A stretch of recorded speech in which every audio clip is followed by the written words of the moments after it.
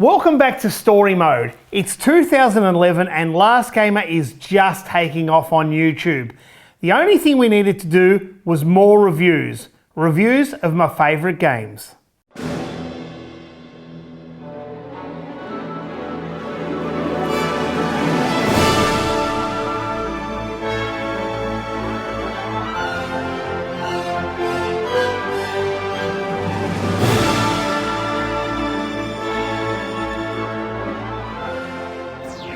We're once again in 2011 and another pick would be Horrible Bosses with Jason Bateman. So it's the start of 2011 and Alex and I wanted to keep pumping out the reviews, and the next two in line we had was Ghouls and Ghosts and the Ghosts and Goblins series and The Last Ninja, my favourite game of all time. So I had to do that one. Now, upon doing the Ghosts and Goblins series, we wanted to do a new intro because we kind of rushed the first intro in Gradius and Afterburner. So we had a little bit of fun with it. Anyway, here it is, the Ghosts and Goblins review. Hi, welcome to another episode. Before we start, I just want to say thank you to everyone for your subscriptions and for being patient while I do my games room. It's taken a while and we're still building it. Anyway, on with the show, and here's the new look of the Last Gamer intro. Let's go.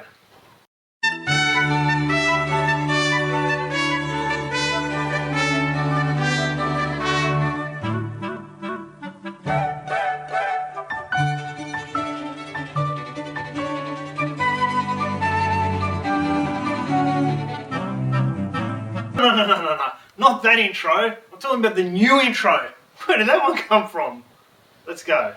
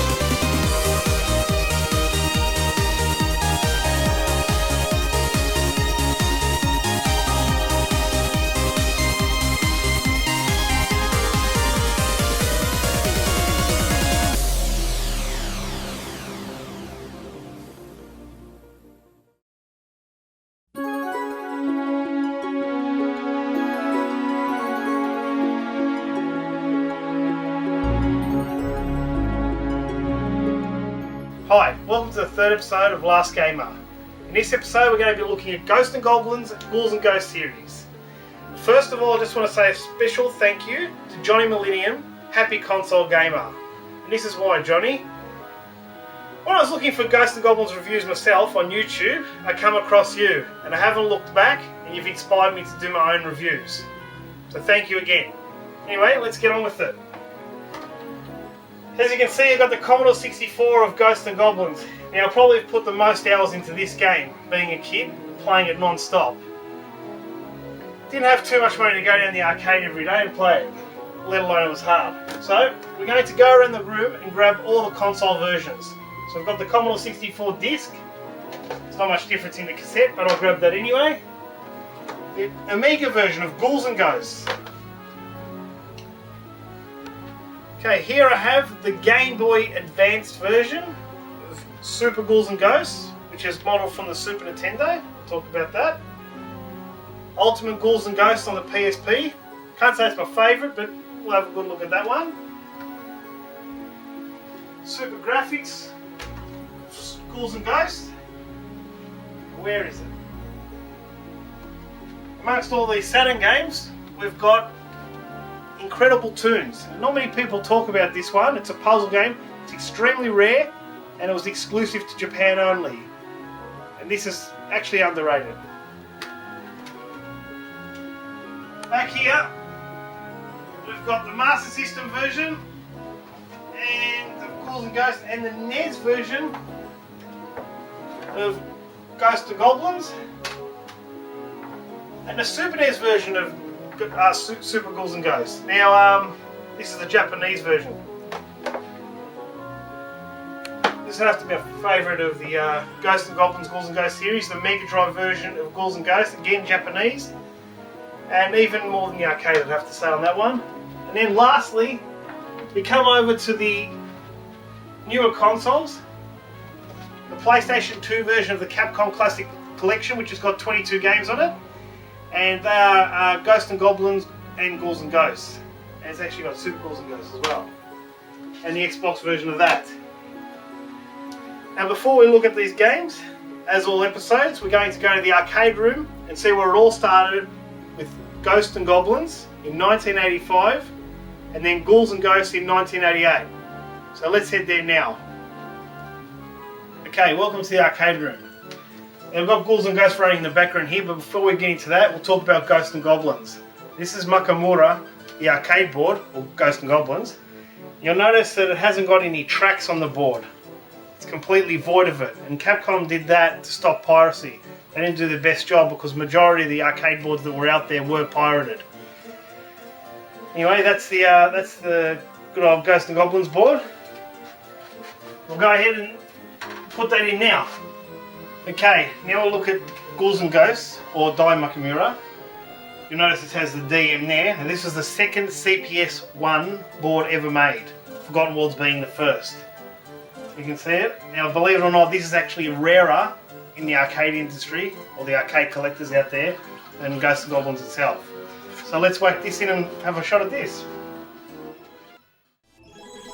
Ghosts and Goblins is a platform game where you take control as a knight, named Sir Arthur, who must defeat zombies, ogres, demons, cyclops, dragons and other monsters in order to rescue Princess Prin Prin. That's original. Who is kidnapped by Satan, king of the demon world. Along the way, the player can pick up different weapons, bonuses, extra suits of armour that can help you along with your mission. The player can be hit twice. The first takes away Arthur's armour, then the player must continue in his underwear, until completing the level or finding a replacement armour. If the player loses a life, he is returned to the start of the level or at a halfway checkpoint. This game has been considered to be very difficult by arcade standards. And I tell you what, playing it over and over again just does not get easier. After defeating the final boss for the first time, the player is informed that it was a trap devised by Satan. The player is forced to replay the entire game again, and this time have a shield to enter the gates of hell to defeat Satan. The Commodore 64 version, released in 1986, only a year after the arcade, is well known for its music. Due to its limited resources on the Commodore 64, it was a little bit different to the arcade. It features a graveyard, the forest, the ice palace, the floating platforms, and the fire bridge, and the caves, and in that order. Now in this version, the dragon's the final boss. When I first got this version, I cannot tell you how much I played this. I practically lived on this game, to the point where the cassette tape snapped. Then I had a disc drive by then and went and bought it on disc. I absolutely love this version. The playability is second to none. I even say it's better than the arcade. The NES version was more faithful to the arcade. All the levels were there. The game was pretty much identical. Graphics let it down a bit, but hey, it's 8-bit. Another one with great playability. Not as good as the 64 in my opinion. Let's move on. The Commodore Amiga version. This version was actually released after Ghouls and Ghosts. The Amiga version was released in 1990. While the advanced hardware of the Amiga was almost arcade perfect, it failed to emulate the success of the Commodore 64 version.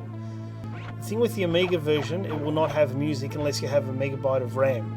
Standard, the Amiga has 512 kilobytes. Ghosts and Goblins had perfected ports in 1998 on the Sega Saturn and the Sony PlayStation with its Capcom generations. Then later on the PlayStation 2 and the Xbox One in Capcom Classic Collections Volume 1. And recently was ported to the Wii on the Virtual Arcade. Ghouls and Ghosts, what a game this is. I remember first playing this at the arcade. The guy was actually setting up the arcade machine as I was playing Forgotten Worlds, which I released pretty similar time, Forgotten Worlds being the first. And man, when I saw this being powered up, I didn't know what to think. I couldn't get on it fast enough. This game improves on everything that Ghosts and Goblins is. You got the special armor, which allows you to have extra power, depending on what weapon you've got. The level layout, everything about this game is perfect. It's not too hard compared to Ghosts and Goblins. It still can be challenging. You have to go through the game twice, and you have to have a special weapon before you enter the gates of hell on the second time. I think one of the best improvements of this game is the ability to shoot up. It gives the game a whole new perspective. Now, the Amiga version might not be the most faithful to the arcade, but here's something the Amiga has that is not necessarily better than the arcade, but it's on a par, yet very different. The music. Listen to this music.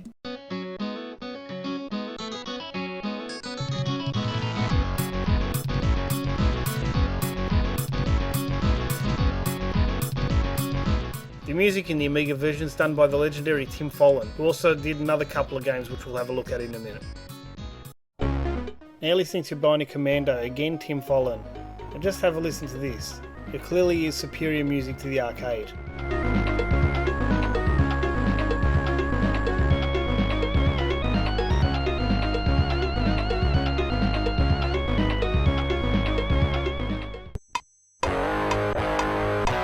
You're listening to Lead Storm at the moment, and what Tim Follin did here was, instead of going with the arcade soundtrack, which was pretty ordinary, he rewrote it, and boy did it pay off.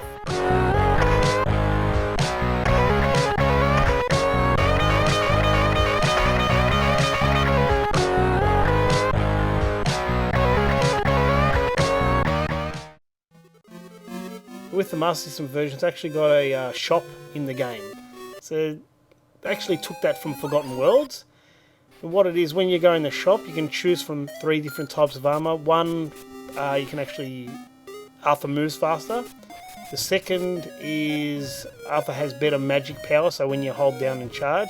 And the third is the armour you can get hit 3 times before Arthur dies. So that's pretty good, and I actually don't mind the Master System version. It's just not talked about much, and I'm not sure why, because it's got this cool feature in it. And no other versions have got that. Anyway, we'll move on. Now we're going to talk about Ghouls and Ghosts on the Mega Drive. And there's a bit of history behind this. I love Ghouls and Ghosts in the arcade that much, but I knew that there was a Sega Mega Drive coming out in 1988, and one of the launch titles on it was Ghouls and Ghosts on the Mega Drive. So what did I do? We didn't get it into Australia until 1990. But I went and ordered it from England. Roughly then it would have been about 1,200 Australian dollars just to get this baby, the Japanese Mega Drive, Ghouls and Ghosts, and a few other goodies. Now, Ghouls and Ghosts actually wasn't launched on launch date. It came probably about 6 months to 8 months later. Let's have a look at it. Now this debate's been going on for a while, and some people say Super Graphics and some people say Mega Drive. Personally, I think the Mega Drive is the best home port, and sometimes I even think the Mega Drive is better than the arcade. That's my opinion. Now, I've got the arcade board and I've had it for many years. I've played it in the arcade, pretty much live on the game, as I've said. I still think the Mega Drive's playability is a little bit more superior. Now we're going to look at another favourite, Super Ghouls and Ghosts. There's history behind this one as well. Again, like the Mega Drive, I had to order it from England, who they imported it from Japan, the Super Famicom, or Super Nintendo. I didn't want to wait probably a year just to get a Super Nintendo, so what did I do? Went and bought one of these. This time it cost me 1,400 Australian dollars to own the Super Famicom. Then I had to wait another 6 months for Ghouls and Ghosts. Don't worry, I had fun with this baby before that. Anyway, let's look at Super Ghouls and Ghosts. When I first powered up that Super Famicom and played this game, I couldn't believe my eyes. It was Ghouls and Ghosts all over again. However, it was Super Ghouls and Ghosts. The graphics were amazing and the music delightful. However, there's one thing that was missing, and that was the ability to shoot up. Sure, you've got a weapon that homes in on things, but there's just that shooting up that added that new texture to Ghosts and Goblins. Why did they take that out? However, I'm not putting down this game. It belongs in the trilogy that is the Ghouls and Ghosts series. I'm just saying, compared to Ghouls and Ghosts, it just doesn't live up to the hype. I will say another good feature about Super Ghouls and Ghosts is the ability to double jump. It's quite fun and can make it quite enjoyable. However, it doesn't make up for not shooting up. The game seems a lot longer than Ghouls and Ghosts. That's partly because it has got more levels, but also runs at a slower pace. Super Ghouls and Ghosts then made the leap from Super Nintendo to the Game Boy Advance with Super Ghouls and Ghosts Advance. This is pretty much identical for most of it, however, they've added new remixed levels of previous games. Here's an interesting title, Nazo Makimura. Basically, Ghouls and Ghosts with incredible tunes, squashed together. It's actually a puzzle game. Let's have a look at it. As you can see, in some ways it's very similar to Lemmings. You can actually use the Saturn or PlayStation mouse on this game, so that comes in quite handy. Basically what you got to do here is drop the ball on Astrov's head. As you progress through the game, the levels get harder and more challenging, and quite enjoyable. Now the PSP version, Ultimate Ghouls and Ghosts, or the so-called Ultimate Ghouls and Ghosts, has not grabbed me like the others. I don't know what it is, I've forced myself to play it but I just can't get into it. Yeah, the graphics are good, but it's the typical polygon 2D type game. I need sprites, not polygons. I'm not going to go much further with this one. As you can see, the game does look great, just doesn't make it for me. So that's the Ghouls and Ghosts series. There are other console versions, like the X6800, the Spectrum, the Amstrad, but I just looked at the main ones, the ones that I grew up with and the ones that I love. There's also spin-offs of the Ghouls and Ghosts series, like Demon's Crest and Maximo. I'm not really into Maximo, in fact it's still sealed on my PlayStation 2, so I can't say I'm a big fan of them. Anyway, until the next episode, Last Gamer, signing off.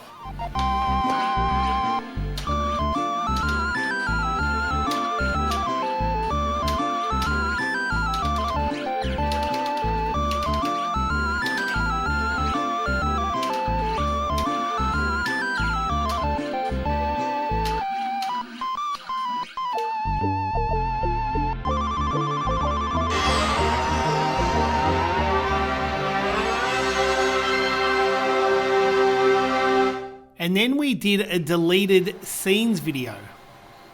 Hi, here's some deleted scenes from the Ghouls and Ghosts episode. We couldn't have them all in because of YouTube's 15-minute maximum. Anyway, enjoy.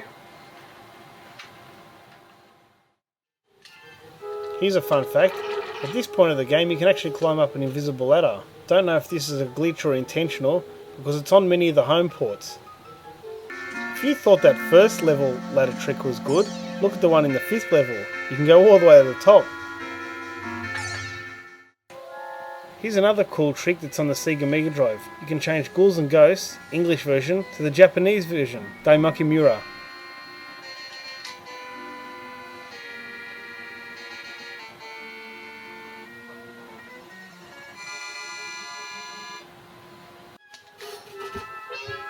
Here's another interesting fact. In the US arcade version, there is multiple checkpoints in the game, unlike the Japanese and the rest of the world. With the Master System version, it's actually got a shop in the game. So they actually took that from Forgotten Worlds. And what it is, when you go in the shop, you can choose from 3 different types of armour. One, you can actually... Arthur moves faster. The second is Arthur has better magic power, so when you hold down and charge. And the third is the armour you can get hit 3 times before Arthur dies. So that's pretty good, and I actually don't mind the Master System version. It's just not talked about much, and I'm not sure why, because it's got this cool feature in it. And no other versions have got that. Anyway, we'll move on. Now the PSP version, Ultimate Ghouls and Ghosts, or the so-called Ultimate Ghouls and Ghosts, has not grabbed me like the others. I don't know what it is, I've forced myself to play it but I just can't get into it. Yeah, the graphics are good, but it's the typical polygon 2D type game. I need sprites, not polygons. I'm not going to go much further with this one. As you can see, the game does look great, just doesn't make it for me. Here's a new version of Ghosts and Goblins online. It's an MMO. Anyway, it's been canned, and with good reason. Here's another Ghosts and Goblins online. This is also an MMO, and it's an upcoming one. I really don't know what to make of this one. We'll just have to wait and see. And now for the last Ninja review.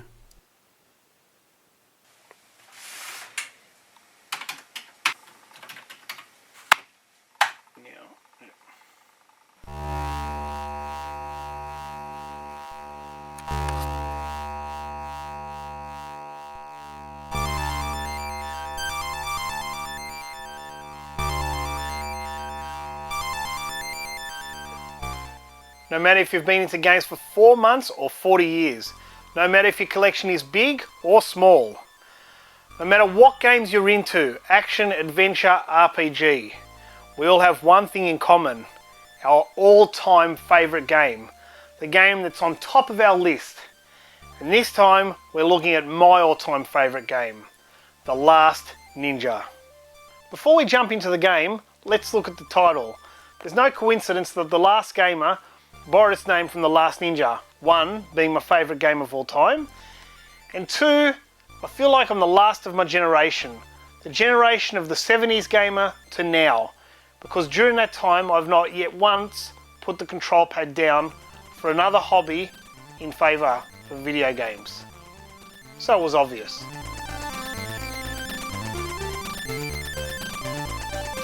Let's take a look at this masterpiece. As a first in the Last Ninja series, it sets a standard for unique look and feel for its sequels. Last Ninja 2 in 1988, Last Ninja Remix in 1990, which was the first Last Ninja on the Amiga, and Last Ninja 3 in 1991. Gameplay is breathtaking. The Last Ninja contains a blend of exploration, puzzle solving and combat. The object of the game is to journey to the palace of the evil shogun Kanetoki, to destroy him and retrieve the sacred scrolls. As the player progresses, Kanetoki's henchmen become more challenging as they learn the ways of the ninja.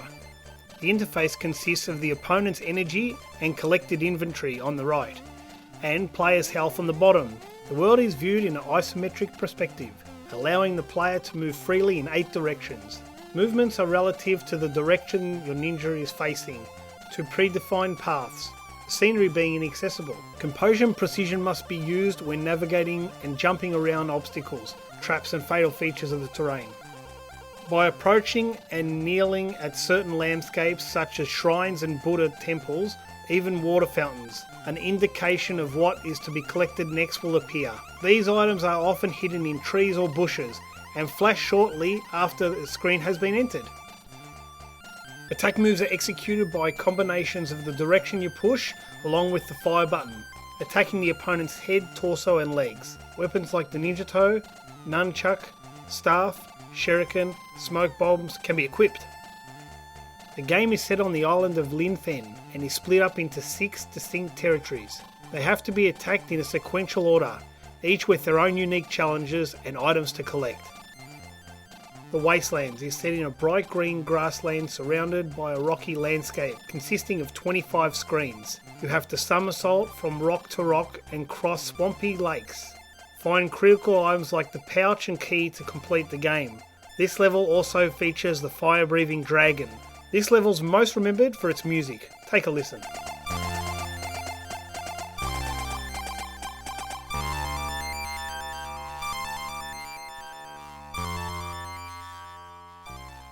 The Wilderness has mountain ranges, caves and a small bamboo forest contained within 27 screens. You must claw your way to the top and then down a steep cliff to execute pinpoint jumping.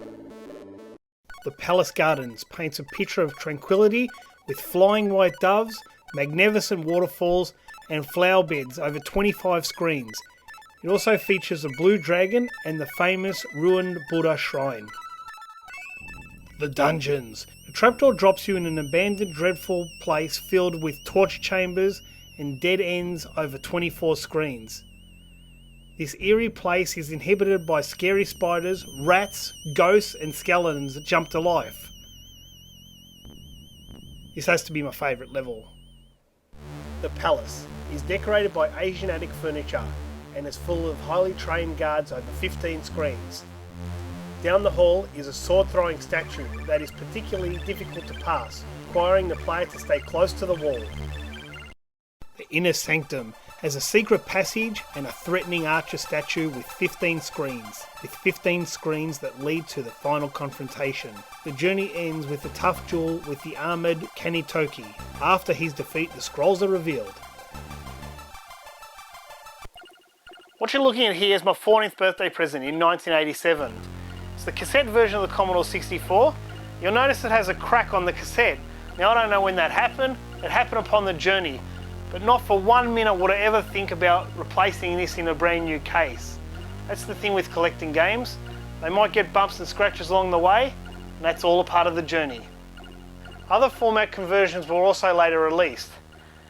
The Amstrad CPC 64, Apple IIe, Apple IIGS, Amiga, Atari ST, MS-DOS, BBC Micron, Acorn Electron, Acorn Archimedes, while the NES conversion was released in 1990. ZX Spectrum versions were also planned and in progress, however it was cancelled. Also, Last Ninja 2 was going to come on the old Connex, but again cancelled. The Last Ninja was originally made by a Hungarian team called Softview. They made around 85% of the game. They couldn't quite finish the game, so they called on the assistance of System 3 head Mark Cale.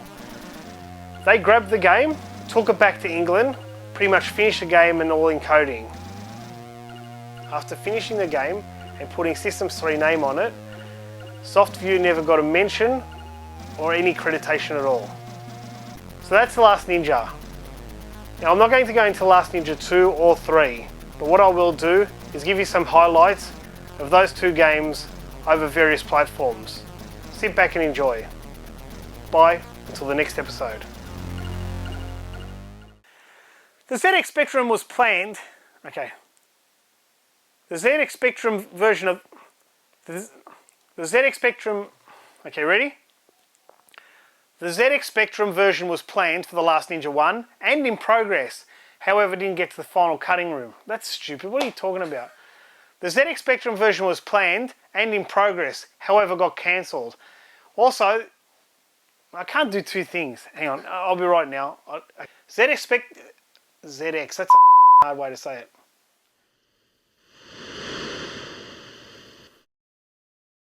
Yes, Alex and I sure had a lot of fun doing the reviews, especially with Ghosts and Goblins and The Last Ninja, my favourite game of all time. And just as we were about to film the next episode for Last Gamer, a friend of mine, Stan the car wholesaler, called me and threw a spanner in the works.